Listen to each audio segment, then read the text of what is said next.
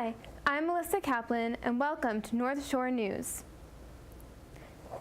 PATV is proud to announce our 5th win of overall excellence for public access station in the Alliance for Community Media's National Hometown Awards competition. The Alliance for Community Media represents over 3,000 public, educational, and governmental access organizations and community media centers throughout the country. The ACM works to protect the interests of these access centers and those who use the facilities and equipment to advance their causes through cable television and the internet. Our winning entry, PATV's Year in Review 2016, can be viewed on our YouTube page, PATV Long Island. Thomas Crumpter, Nassau County's acting police commissioner, is set to retire in July. County Executive Ed Mangano will promote Deputy Commissioner Patrick Ryder to Crumpter's post, where he will serve for the time being as acting commissioner. Ryder has led the department's intelligence unit.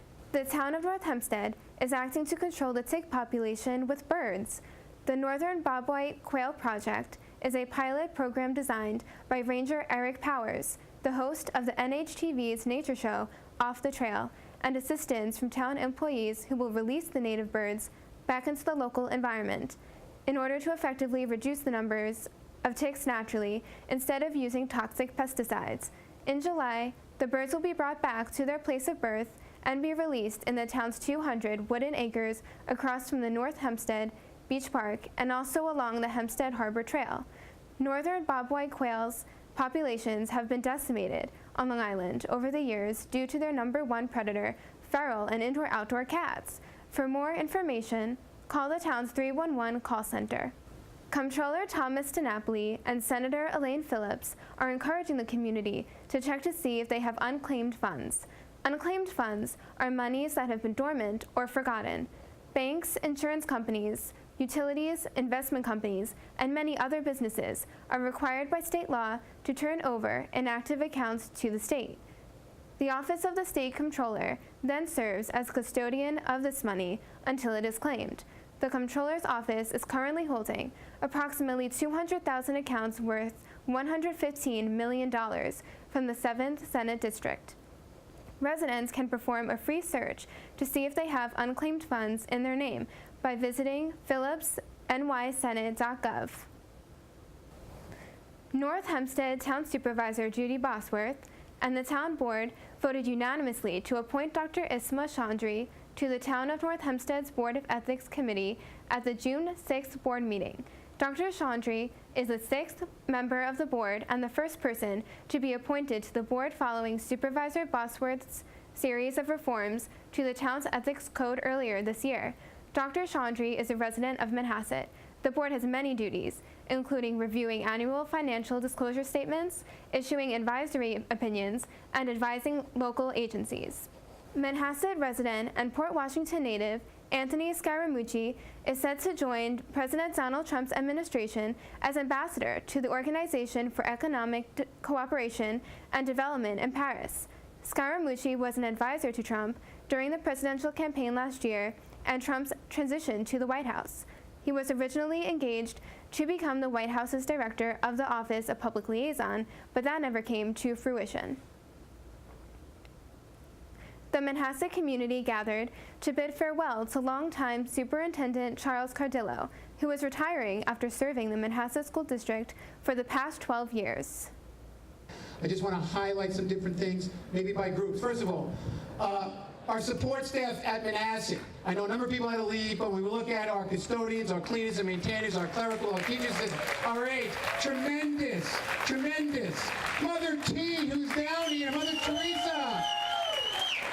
Okay, tremendous camaraderie and spirit among our support staff as we go through it.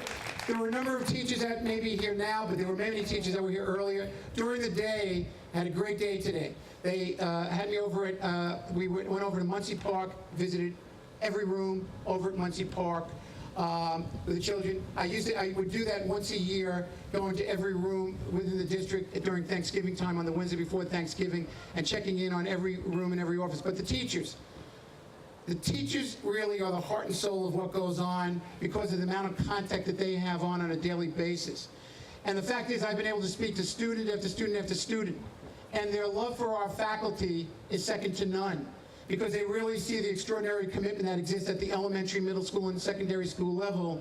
And when I speak to our students, I know I cry, but when I hear them, I'm inspired by what they say about our teaching staff because of the kind of wonderful things that are being done on a daily basis. So our teachers, big round of applause really for our teachers.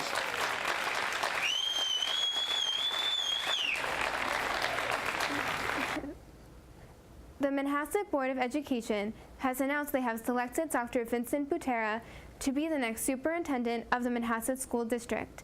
Butera is currently the superintendent of the Bayport Blue Point School District on Long Island, a position he has held since 2013. Senator Elaine Phillips, a member of the Senate's Task Force on Heroin and Opioid Addiction, recently announced Senate passage of a package of bills to help combat the heroin and opioid epidemic that is affecting every single Long Island community. The legislation will focus on enforcement to hold drug dealers more accountable, improve regulation of synthetic opioids, further protect children, and improve the state's treatment programs to help assist individuals with recovery. Among other measures, Senator Phillips will be hosting a public forum with the Senate's Task Force on Heroin and Opioid Addiction next month to discuss additional steps that can be taken to combat this epidemic, save lives, and prevent tragedies. The Village of Great Neck Estates recently honored its longtime former mayor, David Fox, by naming the Village Police Department building for him. Fox served on the Village Board for Trustees for 21 years, the last 14 as mayor. He retired in January. The Great Neck Chamber of Commerce celebrated its annual awards dinner honoring Richard Stancotti, Valerie Link, Yannis Furs, and Stephen Blank. PATV was there to record the event.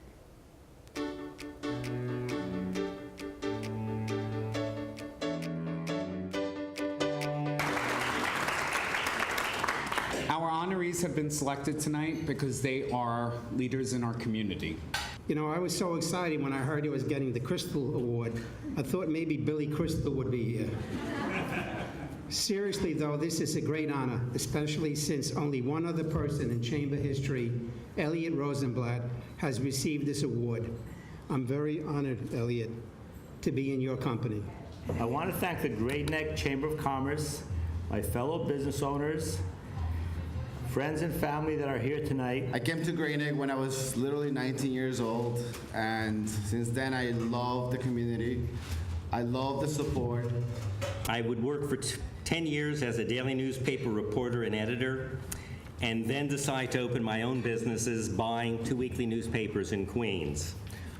My decision was based on an old-fashioned idea that good journalism would be good business. As a previous resident and someone who still works in Great Neck and absolutely is in love with this town, it's important that we support our retail environment and our retail community. Tonight, for my 6 years of serving the community, I want to thank all of you for standing by my side. And it is an honor to serve as president. And hopefully I can continue to keep striving every day to bring great things to the community. Now I am entering a new chapter in my life. As one door closes, another one opens. And as Bob's Hope would say, thanks for the memories.